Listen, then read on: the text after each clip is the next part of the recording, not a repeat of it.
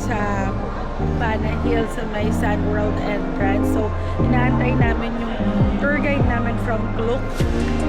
Nag-book kami from Klook para dito sa tour na to. So, inaantay namin siya to get the ticket.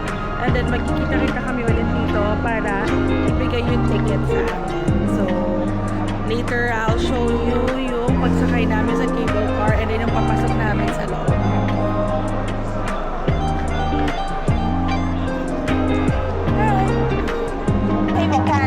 Thank you. Table for lunch.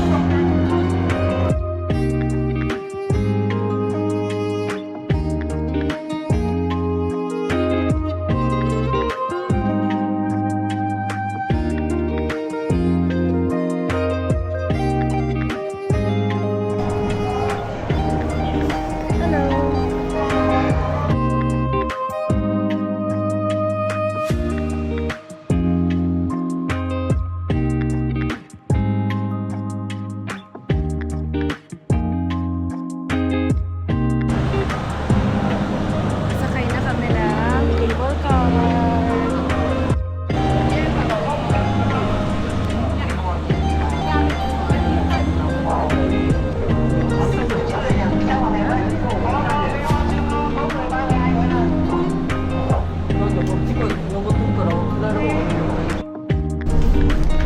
Paakyat na kami, guys.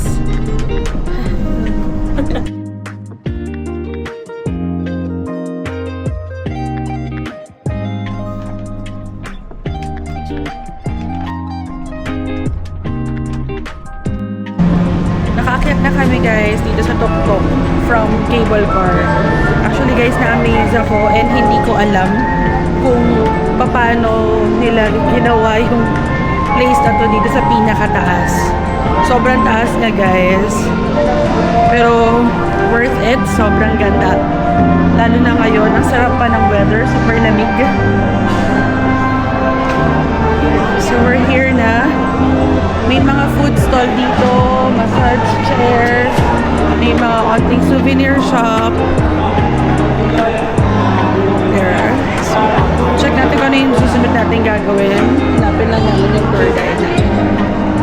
Pupunta na kami ngayon sa Golden Hand Bridge. Pero hindi ko sure kung makikita. Sobrang fog. Ang lamig-lamig.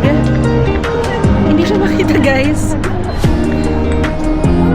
As in, parang konti lang yung makikita. And then medyo madami din yung tao. But it's just ang lamig, guys. Woo! Ang lamig!